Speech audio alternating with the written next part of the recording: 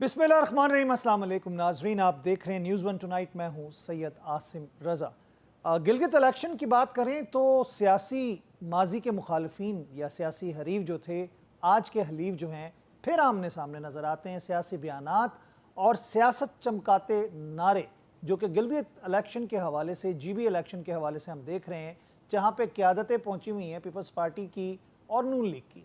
मियाँ साहब अपनी अमली सियासत में दोबारा कदम रख चुके हैं। वो तो नज़र आ रहा था काफ़ी दिनों से कि वो कुछ ना कुछ अमली तौर पर आने की कोशिश कर रहे हैं, लेकिन अब बाज़ाब्ता तौर पर उनको एक NOC जारी करवा कर भेजा गया। वहाँ पर हमने फॉर्म 47 और 45 की भी बातें सुनी हैं।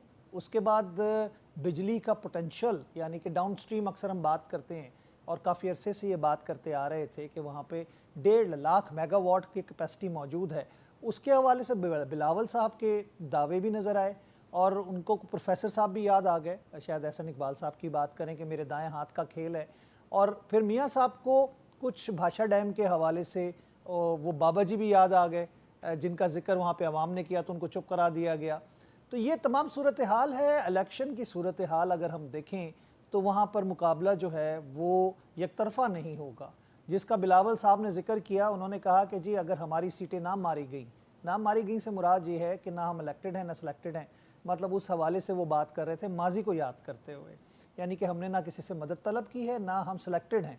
तो ये तमाम चीज़ें, और फिर बजट की आमद है। पीपल्स पार्टी का वोट दरकार होगा नून लीग को, हुकूमत को।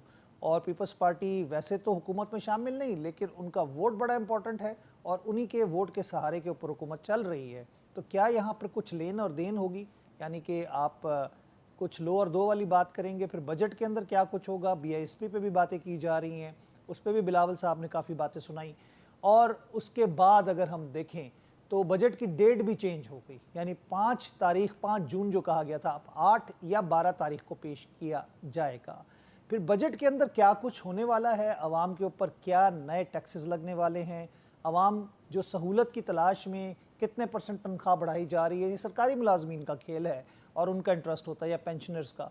बाकी आम आदमी तो सिर्फ ये देखता है कि उस पर कौन सा नया टैक्स लगा दिया गया। सोलराइजेशन के ऊपर और EV बाइक्स या गाड़ियों के ऊपर जो टैक्स की बात की जा रही है वो एक आसरा है आवाम के लिए, महंगी बिजली और महंगे पेट्रोलियम मसनूआत के ऊपर, तो उससे वो भी छीनने की बात की जा रही है। इन्हीं हवालों से आज के प्रोग्राम में गुफ्तगू होगी।